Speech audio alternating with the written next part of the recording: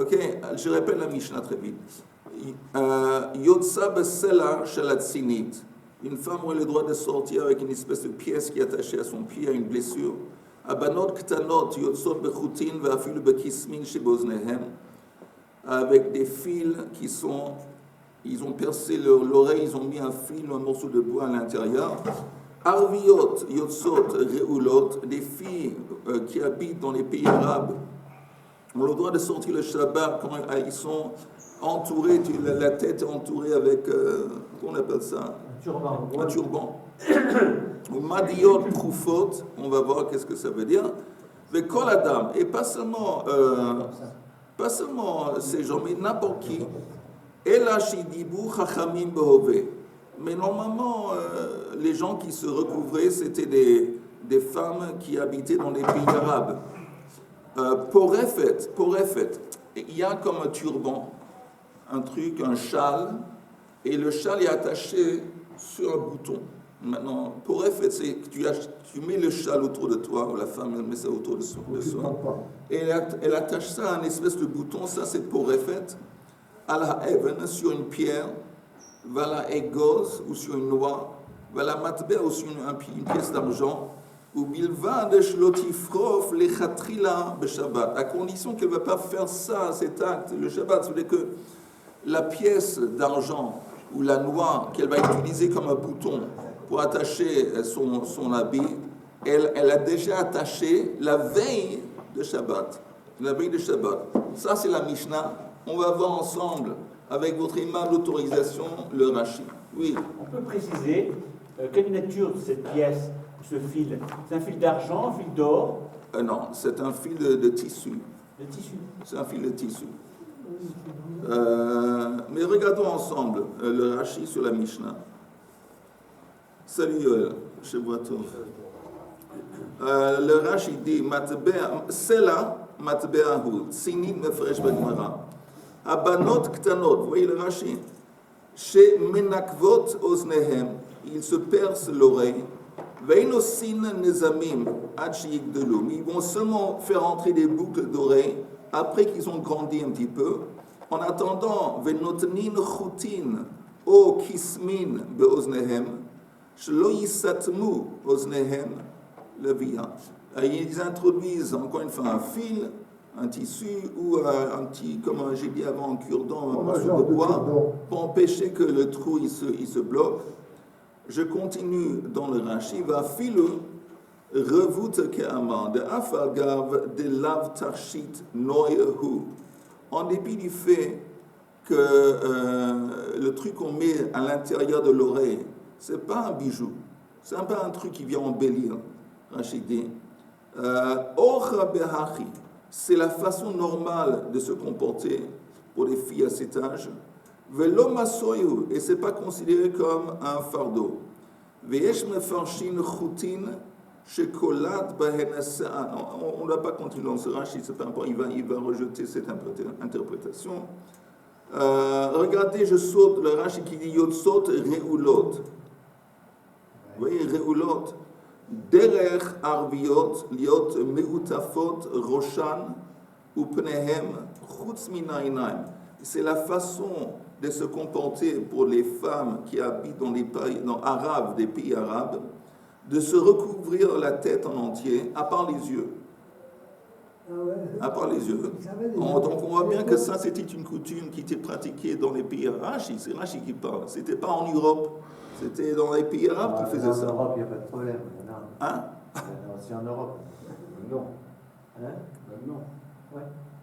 Vekarela belashon aravi reulot. C'est pas non plus lié à l'islam, parce que la Mishnah c'est bien avant l'islam. נכון. הלא דכתיב גבי תכשיטי נשים. Mais c'était que les femmes, les hommes aussi se couvraient pas comme ça dans le désert. Ils pouvaient, c'est pour ça que la Mishnah dit Vekol Adam, pas seulement les femmes, Kol Adam, mais la norme, c'était que c'est les femmes qui s'habillaient comme ça. Ok?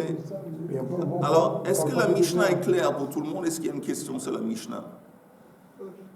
C'est clair, on continue. S'il n'y a pas de question sur la Mishnah, on continue. Maït Sinit, la Gemara demande c'est quoi ce Tsinit? Tu me dis qu'elle a le droit de sortir avec une pièce d'argent qui est attachée au Tsinit.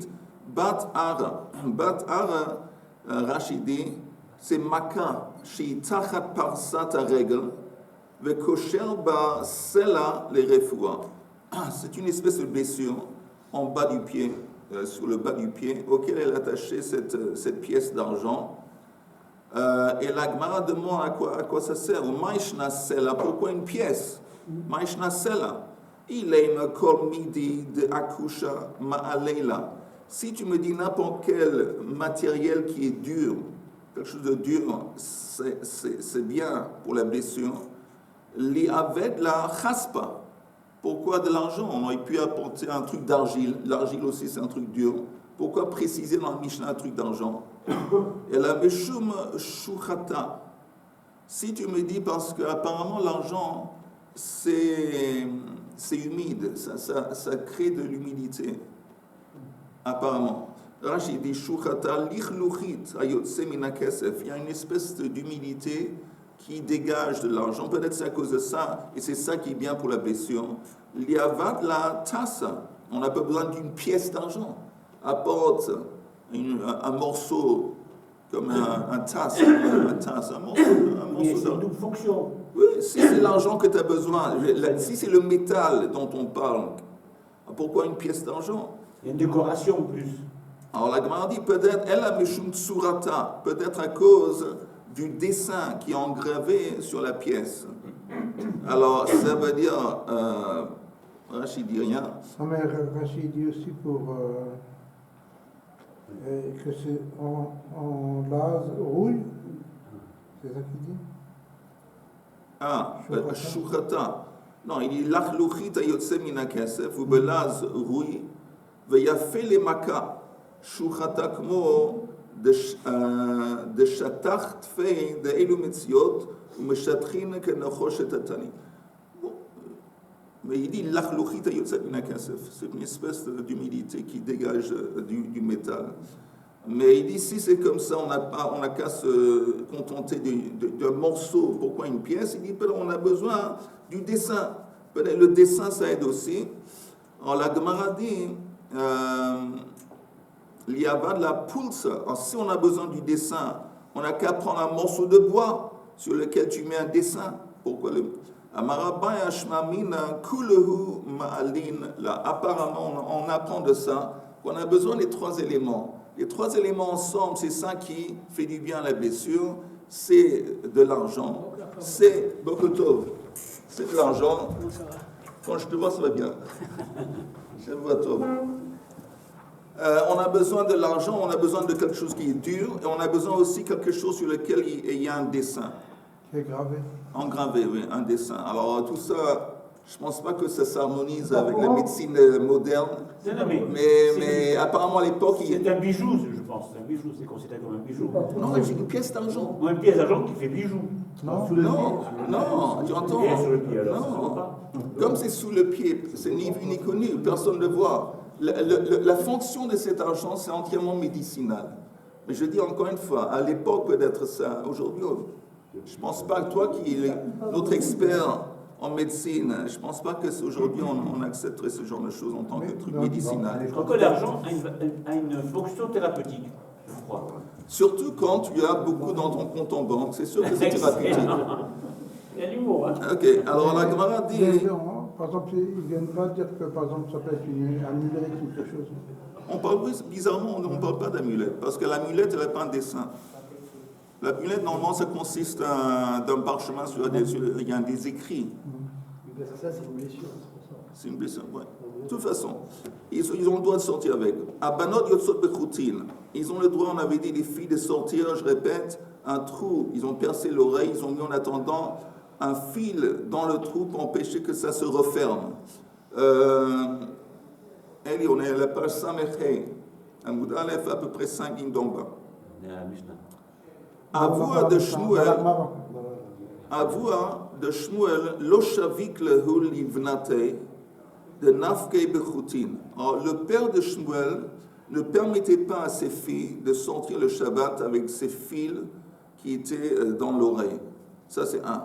Deux, Velo shavik lehu ganyan gabei hadade. Il ne permettait pas à ses filles de dormir ensemble dans le même lit. Des petites Gagnant, filles. c'est quoi, gagnant? Gagnant, c'est dormir, de coucher. Et 3, ve'avid lehu mikvaot beyomei Nissan, u'mapatsei beyomei Tishrei.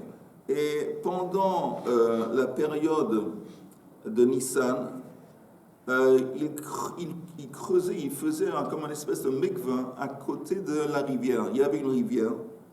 Au lieu de se tremper, ils auraient pu se tremper dans la rivière. Lui, il construisait, il faisait comme un canal.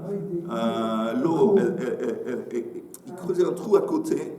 Et l'eau de la rivière rentrait dans le trou et il se servait de ce trou en tant que mikvah pour ses filles.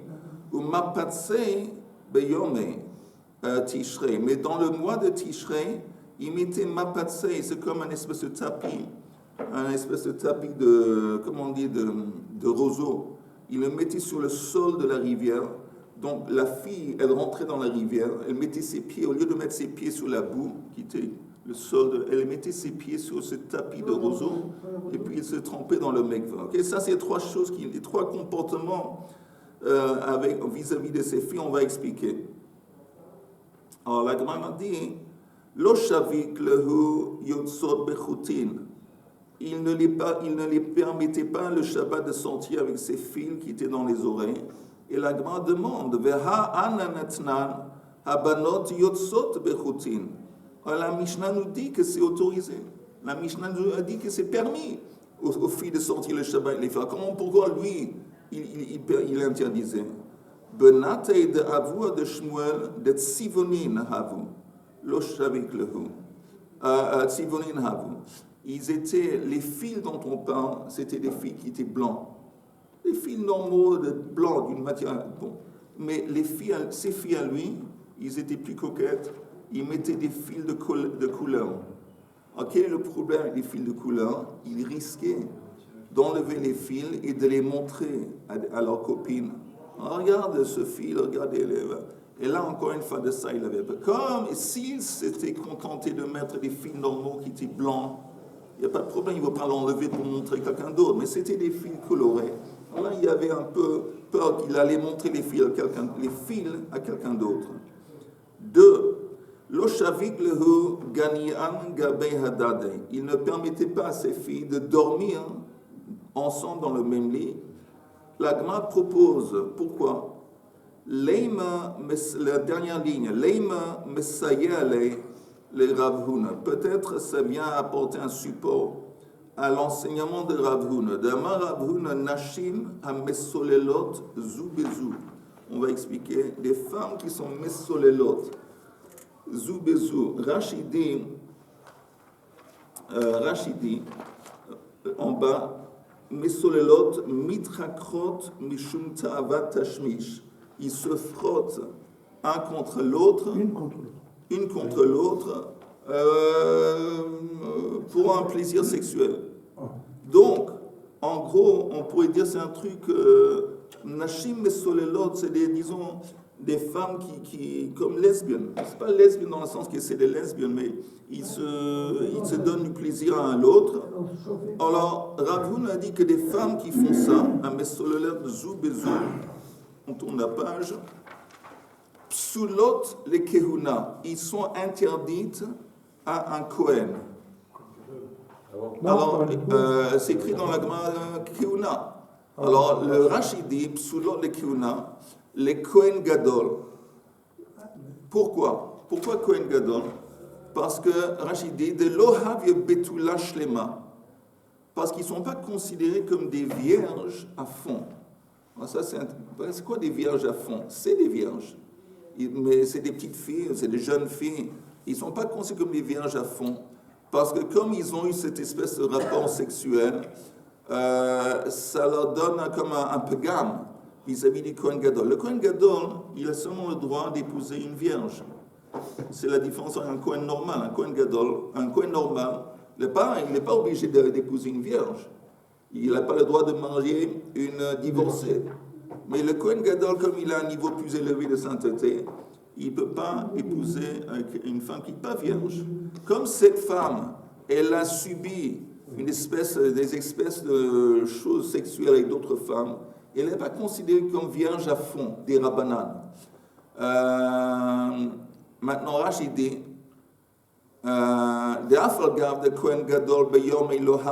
en dépit du fait qu'au temps de leur père, le père de cette fille, il n'y avait plus de Kohen Gadol qui fonctionnait, il n'y avait plus de temple.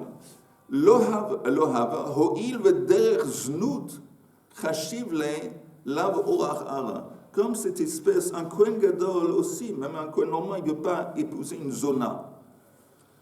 Une zona, c'est une femme qui a eu aussi des relations sexuelles interdites.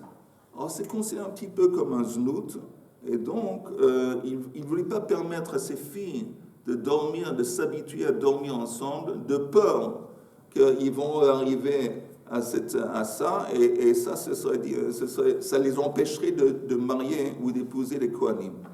On dit peut-être c'est à cause de ça. Tout ça, c'est une suggestion. Peut-être ça qui les empêchait, interdisait de dormir, c'est à cause de ça. Et la Gemara rejette l'eau. Ça va qui heichi de l'eau l'ilfan gufan ucha'a. Il dit non.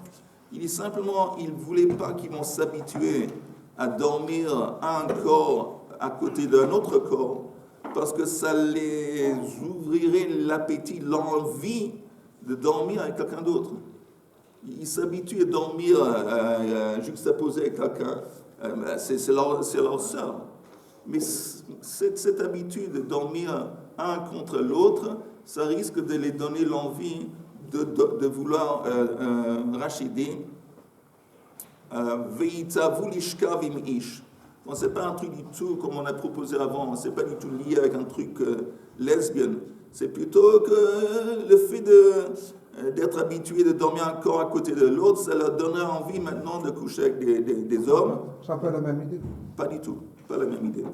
Ah, tu me dis que c'est la même idée? Le fait que c'est à la limite quelque chose de sexuel. Oui, ça peut éveiller. C'est à la limite znout. Oui. Voilà. Oui, ça peut éveiller. Mais ici, c'est différent. Ici, c'est disons plus tsniout. Oui, c'est lié. En gros, c'est le même sujet. D'éveiller un truc sexuel. À l'époque, les gens couchaient. T'as raison. Les uns à côté des autres. T'as raison. Ne serait-ce que pour se faire chaud, pour avoir chaud. Non, surtout à cause Il n'y avait pas ces deux pièces aussi. Oui, non, surtout à cause de l'emplacement. Et à l'époque, c'était pas comme nous une chambre pour chaque enfant. Ouais, une chambre pour c'était souvent un appartement, une maison, ça consistait d'une grande pièce. Ouais, grande pièce. Et il y avait les parents qui avaient leur lit à eux, avec un rideau. Et puis il y avait un autre endroit. Et il y a des fois que toute la famille y vivait, ils dormaient dans le même lit, et ça se passait. Et ça se passait jusqu'à assez récemment dans les auberges et dans les hôtels, un petit peu partout, qu'il y avait des gens qui arrivaient à l'auberge. Est-ce que tu as un endroit? Oui, j'ai un endroit, mais tu dois partager le lit avec quelqu'un d'autre. Ouais. Et ça se faisait. Aujourd'hui, bien sûr que c'est... Moi, je n'ai pas connu. Hein? Moi, je n'ai pas connu. Bah, écoute, c'était avant ton temps. Avant. Ça vient avec, ici ils sont mauvais. Au Hilton, c'est que séparé. Et s'ils sont mauvais? Achaltaota. Ok, maintenant, la troisième chose, on avait dit, qu'ils construisaient pour ses filles un mikvah, un trou à côté de la rivière. Pourquoi? Ces filles, s'ils ont eu besoin de se tromper dans le mikvah, ils pouvaient se tromper dans le mikvah. Dans la rivière, pourquoi mettre ce trou à côté? Pour pas qu'on les voie. Hein? Non. Elles n'avaient pas pied, peut-être. On va voir. La Gemara dit, V'avid lehu mikvah beyomei Nissan. Mais on est, Moshe, on est Samer Hei Amoudbet. Samer Hei, on est la quatrième ligne d'en haut. La troisième ligne d'en haut. On est la deuxième ligne d'en haut. Va'avid lehu mikvah beyomei Nissan. Mais ça y est, les Rav, ça apporte un soutien à ce que Rav avait enseigné. Damar Rav, mitra b'ma'arava, sahada rabba prat. Okay. Mitre, la pluie, quand il y a de la pluie dans l'ouest, Ma'arav c'est l'ouest, mais l'ouest ça veut dire dans la terre d'Israël. Quand il pleut beaucoup dans la terre d'Israël, le témoin de ce phénomène, c'est la rivière de l'Euphrates. Elle monte. Euphrate. L'Euphrate, c'est la rivière de l'Euphrate. Ça veut dire que, apparemment, quand il y a beaucoup de pluie en Israël, ça se manifeste que la rivière du Prat, elle est, comment on dit? Elle monte. Si elle monte, ça veut dire qu'elle consiste d'eau de pluie qui est tombée en Israël. Okay? Maintenant, quel est le problème avec Mikveh? Alors ça, c'est important. Regardez le Rashi, un long Rashi, mais c'est pour la peine de le lire. Regardez le Rashi. Le Rashi qui dit Besavar, Shema Yirbu Notfim. La vérité, il faut encore quelques mots de Gemara. Encore quelques mots de Gemara. Mais dans les mots, d'abord je répète. Va'avid lo mikveh beyomei Nissan, mesayeh alei le Rav. D'amar Rav mitre b'ma'arav. Quand il y a la pluie en Israël, Sahada Rabba. Sahada, c'est un témoin. Un grand témoin, c'est la rivière du Prat.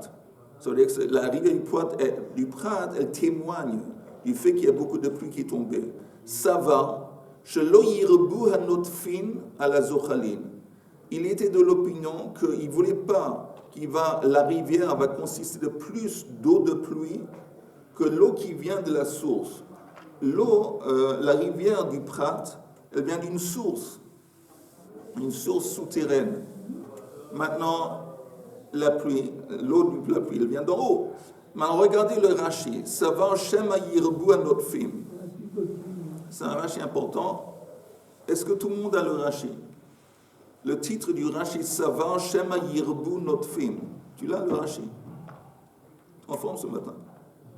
Rashi qui dit Ha'inu Geshamim ala Zochalin, Hanovin.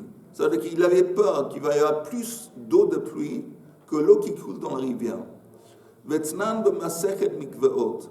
Azochalin ke ma'ayan, ve'anotfin ke mikve.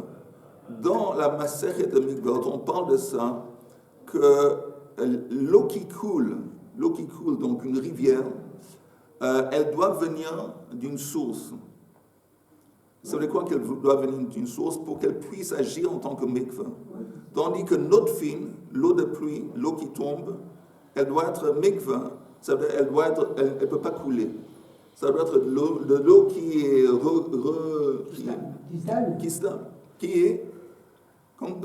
Qui stagne. Stagne. Veshaninu betorat kohanim. Et c'est écrit dans Torah de Kohanim. Ach ma'ayan vebor mikveh. C'est écrit dans la Torah, Ach ma'ayan vebor mikveh. Il y a deux choses ici. Il y a ma'ayan. Ma'ayan, c'est une source. Et bor mikveh, un trou. On voit le mot mikveh. Maim, ou bor mikveh maim. Yechol mila aktefo ve'asa mikveh batrila yitahor. Si lui, il prend un seau qui consiste d'eau de pluie, est-ce que ce seau est-ce que l'eau dans le seau, ça peut être un mikveh? Yitahor. Talmud lomar mayan. On dit non. Parce qu'il y a le mot dans la même version, on dit mayan, c'est de l'eau de source. Ma ma'ayan bidei shamayim. De la même façon qu'une source, c'est pas un truc qui a été créé par l'homme, c'est un truc qui vient naturel, c'est un phénomène naturel, la source. Mayan, ma ma'ayan bidei shamayim. Af mikveh bidei shamayim. Donc, tu ne veux pas prendre de l'eau que toi, artificiellement, tu as puisé ou tu as... Non, ça doit être comme un mayan, c'est un truc naturel. Oui, tu peux pas faire couler une piscine et dire c'est un mikveh? Tu peux pas. Tu peux pas. Dans l'autre, peut-être, ima ma'ayan metaher bezochalin. Alors peut-être, l'eau d'une source, elle va purifier pendant qu'elle coule. Af mikveh metaher bezochalin. Alors est-ce que aussi un mikveh peut purifier pendant qu'il coule? Ça veut dire quoi, un mikveh qui purifie quand il coule? On a de l'eau de pluie, ok? Ça tombe, et maintenant ça tombe dans un récipient, et maintenant ça coule. Il y a tellement que ça commence à couler. Dans une rivière, ça remplit une rivière. Mais c'est une rivière qui consiste d'eau de pluie. D'accord, essentiellement d'eau de pluie. Ah, ça ne marche pas. Ah. Là, ça ne marche pas. Pourquoi? Parce que l'eau qui coule, qui purifie, c'est uniquement une eau qui vient d'une source. Et pourtant, en France... L'eau de pluie, ça ne peut pas couler. L'eau de pluie, ça agit en tant que mikvah, à condition que c'est rassemblé et que ça ne coule pas. Mais la source, Oui. La pluie. elle vient d'où la source? C'est souterrain. C'est Ah, c'est souterrain. toujours souterrain la Oui, Oui. source? bien sûr. Oui. ouais, c'est vrai.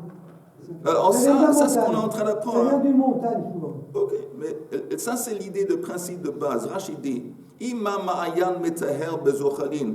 Est-ce que de la même façon qu'une source, ça purifie pendant que ça coule, af mikveh metaher bezochalin. Le mikveh aussi, est-ce qu'il va purifier s'il coule? Talmud loma ach ma'ayan. Le mot ach, ça vient exclure. C'est seulement une source qui peut purifier quand elle coule. Hama'ayan metaher bezochalin ou mikveh metaher be'ashboren. Mais le mikveh seulement dans un ashboren. Rachid dit, ou ma'u ashboren. C'est quoi un ashboren? De kavu vekaime. C'est de l'eau qui est statique. L'eau qui est... De l'eau Stagne. stagne. l'apouke שאם הטביל בו כלים דרך זחילתו, כשנמשכים ויורדים למקווה, לא עלתה להם התפילה.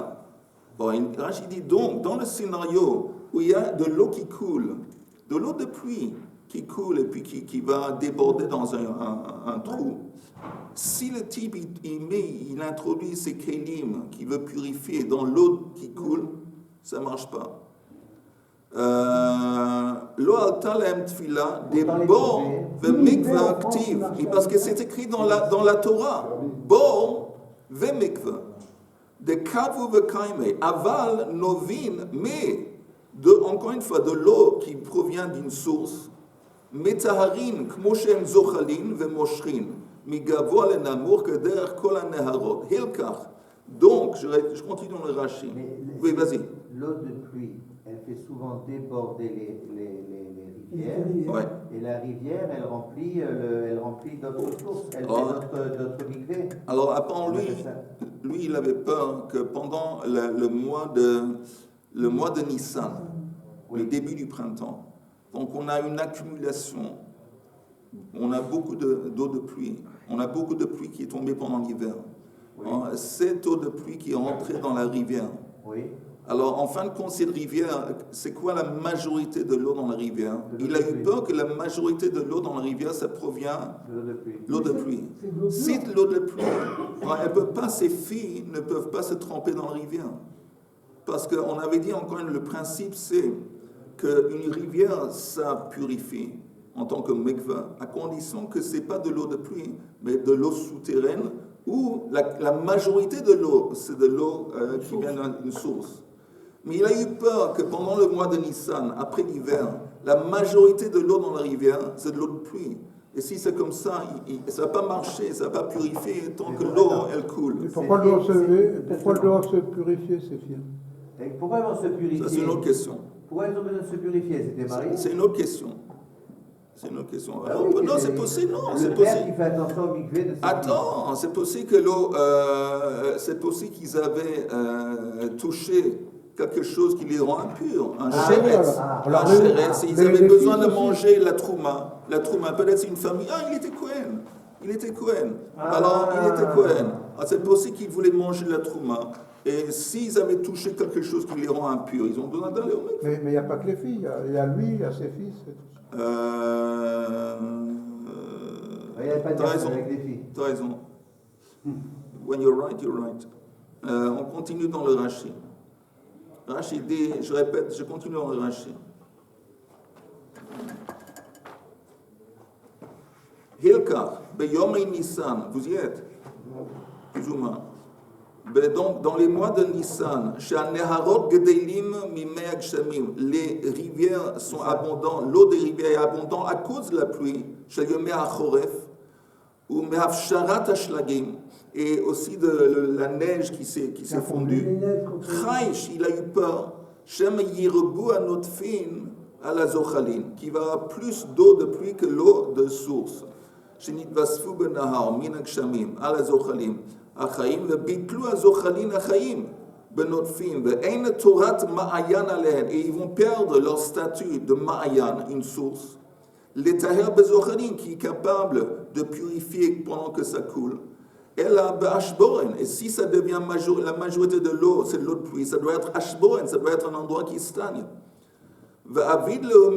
C'est pour ça qu'il a creusé à côté de la rivière des petits récipients. Des kavu vekaime. Voilà. Voilà. On va s'arrêter là dans le Rashi. Donc, ça, c'était la troisième chose qu'il a fait. Et la quatrième chose qu'il a fait, on reprend les mots de la Gemara s'il n'y a pas de questions. Non, c'est tout compris. Oui ou pas? Tu dis ça en... Non, c'est tout clair. Non, Okay. parce qu'on sort des cas que... Je sais pas, mais ça. Non, mais avoue que c'est un truc intéressant. Ouais. Que l'eau de la rivière, ça purifie. Mais seulement si c'est de l'eau de source, ça provient de la source. Mais si c'est une rivière où la majorité... Si c'est de l'eau de pluie, ça ne va pas purifier si l'eau coule. C'est intéressant. Et si un bord, il a plu très fort... Pardon? S'il a plu très fort, Oui.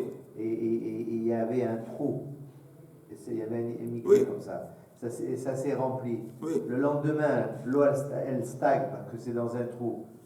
Mais Carotte, j'ai le droit de rentrer. Non, au contraire, tu me dis de l'eau de pluie. De l'eau de pluie, Oui, pas au contraire. L'eau de pluie, pour qu'elle va purifier, pour qu'elle puisse purifier, elle doit être statique, elle doit être stable. Donc c'est bon. Donc c'est bon.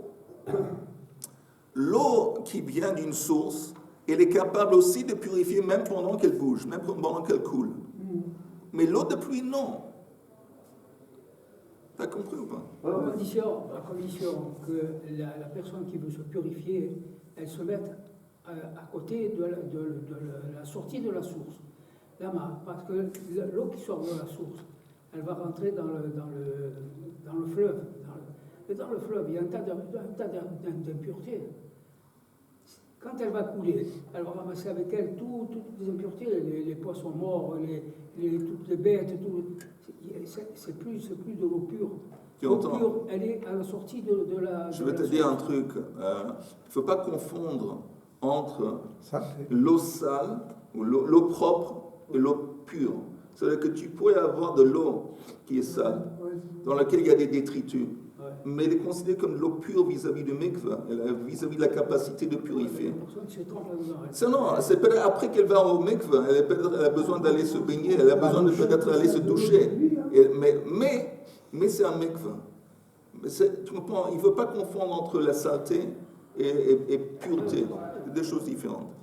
La Gemara dit encore une fois... on va tremper les kélim, c'est jamais vraiment très fort. Non, les mikveh, même un mikveh normal dans lequel les hommes ils vont au mikveh, quelquefois, souvent on a besoin de se doucher après le mikveh parce qu'il sait. Vous pliez de Shmuel. Alors ce qu'on vient de voir, ça contredit Shmuel.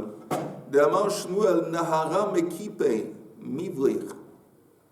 Shmuel lui il dit que non, ça marche pas comme ça. Il dit une rivière. Toutes les rivières, la source de l'eau d'une rivière, c'est le banc. Les bancs de la kifé, c'est le banc de la rivière. C'est la terre. C'est pas l'eau de pluie, c'est la terre. C'est l'eau. Ce qui va alimenter une rivière, c'est surtout l'eau qui vient des bancs de la terre. Il n'y a pas de l'eau de pluie. Ça, c'est ce que Shmuel lui dit. Et Shmuel lui-même, il se contredit. Ou plique d'idée à d'idée. Demain, Shmuel, ein maim metaharin, bezochalin. Et la prat beyomei tishrei bilvad.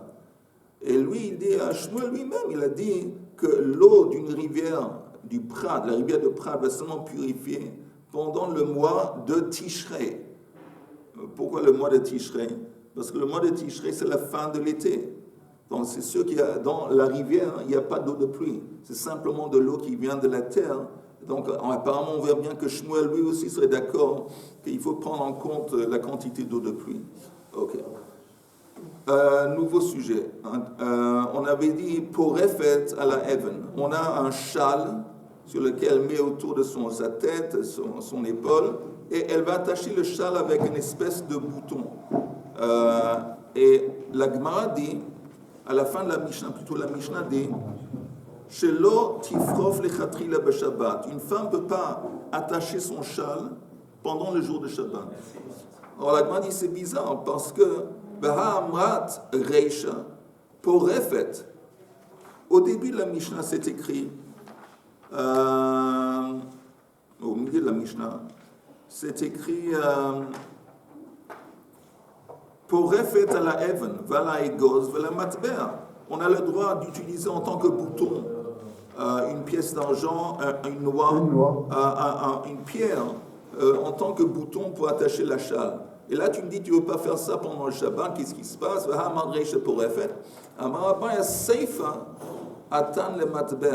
Quand on dit que tu ne peux pas faire ça le Shabbat, on parle uniquement d'une pièce d'argent. Quand la Mishnah dit que tu peux attacher le châle utiliser n'importe quoi pour un bouton, une pierre ou une noix, tu pourrais faire ça pendant le Shabbat, mais une pièce d'argent, non. Je ne sais pas pourquoi ils font une pièce d'argent à une pierre, mais la pièce d'argent, c'est moukse. C'est moukse. Et donc, tu ne peux pas prendre un truc, le Shabbat, qui est moukse, pour t'en servir en tant que bouton. Maintenant, si... Apparemment, il y a une distinction à faire ici entre la pierre, parce que la pierre aussi, pourquoi on parle ici? La pierre aussi, la pierre c'est différent. Parce que la veille de Shabbat, si on désigne que j'ai décidé que cette pierre va me servir en tant que bouton, et je veux m'en servir pour attacher mon châle, c'est plus moukse. Alors pourquoi pas dire la même chose sur l'argent? Je pense que la raison est que l'argent, elle a... et comme elle a de la valeur, une valeur objective, tu ne veux pas... Une pierre, ça ne sert à rien. Alors, tu peux lui donner un chimouche, une désignation qui va enlever le statut de moukse. Tandis que l'argent, ce n'est pas que ça ne sert à rien, ça a une valeur objective qui est reconnue dans le monde. Et donc, apparemment, tu peux pas, la désignation ne va pas aider. Tu ne peux pas dire, c'est un problème. Tu ne peux pas changer son... Apparemment. Mais regardons juste le Rashi sur ça. Rashi dit, plus en bas, Atan le matbea de lav bar tiltulhu, aval even shehiksa lekach raoui le tiltul. Rashi fait la distinction. Il y a une distinction entre une pièce d'argent et une pierre. Que si tu avais désigné la pierre pour être servie en tant que bouton, ça marche, mais la pièce d'argent, ça ne marche pas. Donc, quand on dit dans la fin de la Mishnah, et là on finit, quand on dit à la fin de la Mishnah que tu ne peux pas utiliser ces choses en tant que bouton pendant le Shabbat, on parle uniquement d'une pièce d'argent. Mais quand on dit qu'on peut l'utiliser, on peut utiliser, si on avait déjà attaché la pièce, si on avait déjà attaché la pièce d'argent à l'habit en tant que bouton la veille de Shabbat, alors là, il n'y a pas de problème. La Gemara dit, elle demande une question. Bai abaya, Isha mao sheta'arim, vetifrof ala egoz, leotsi livna katan beshabbat. Est-ce qu'une femme peut faire une combine? Qu'est-ce qu'elle la combine? Elle a son enfant qui est dans Reshut Rabim, qui se trouve en dehors de la maison. Elle veut lui apporter une noix. Elle ne peut pas prendre la noix, transporter la noix de la maison en dehors. Parce que c'est... Est-ce qu'elle peut faire la combine et utiliser la noix en tant que bouton pour attacher à son habit? Et puis après, quand elle arrive, lui donner la noix. Ça, c'est la question. Et pour répondre à cette question, on va devoir retourner. On va devoir venir demain, Blined. En attendant, Shavua Tov, on tourne pour retrouver. Je vais être absent pendant 15 jours.